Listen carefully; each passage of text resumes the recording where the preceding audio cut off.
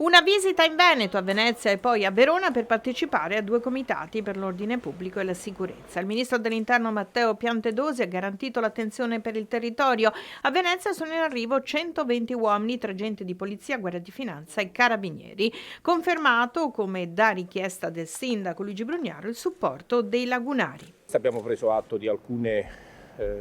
valutazioni specifiche, sapete tutti quali sono i problemi in particolare, quali sono i contesti territoriali in cui si concentrano, Mestre, Marghera, abbiamo parlato di ragionamenti anche di ricomprensione anche di quella infrastruttura ferroviaria della stazione di Mestre e anche nel piano stazioni che stiamo preordinando in termini di sicurezza a livello nazionale, perché anche questo è uno scalo molto importante, un contesto molto importante. Abbiamo parlato di possibilità di mettere in campo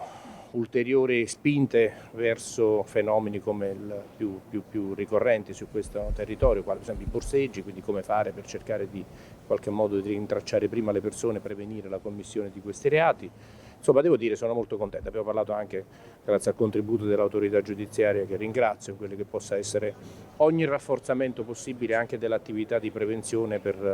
sul versante dei tentativi di inquinamento dei circuiti economici legali, che qui sono molto ricchi, molto quindi anche attrattivi, da parte di organizzazioni criminali. Io conto di ritornare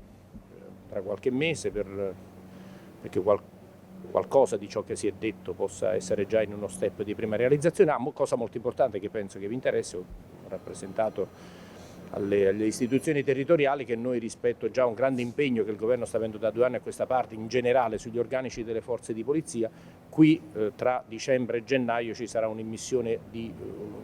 nuove risorse, circa 120 unità di personale. Abbiamo fatto delle richieste molto precise, ho trovato un ministro preparato, attento e devo dire molto disponibile a continuare, insomma, un'opera che può diventare davvero un esempio anche per altri luoghi. Io ho cominciato con ringraziare tutte le forze dell'ordine, ma anche il Ministero dell'Interno per la vicinanza che ci ha sempre dimostrato, devo dire, e ho chiesto delle cose specifiche in più,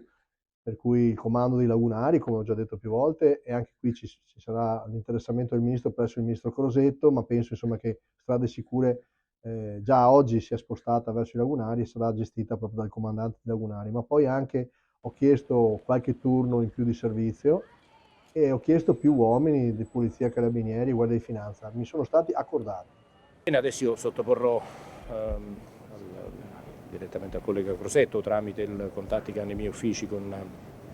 i vertici di comando del concorso del sistema di strade sicure, insomma, operato da lui, non abbiamo difficoltà da parte nostra a rappresentarlo. Turismo e sicurezza, da smantellare le key box, un sistema di segnalazione delle presenze troppo elusibile. Noi riteniamo che sia un modello da superare perché già adesso molto critico anche in termini di rispetto di una normativa che impone una effettività del riconoscimento della persona che poi accede al servizio alberghiero. Ci sono testimonianze, oltre che episodi, che appunto testimoniano che è un meccanismo poi che viene utilizzato per eludere la concreta applicazione della norma.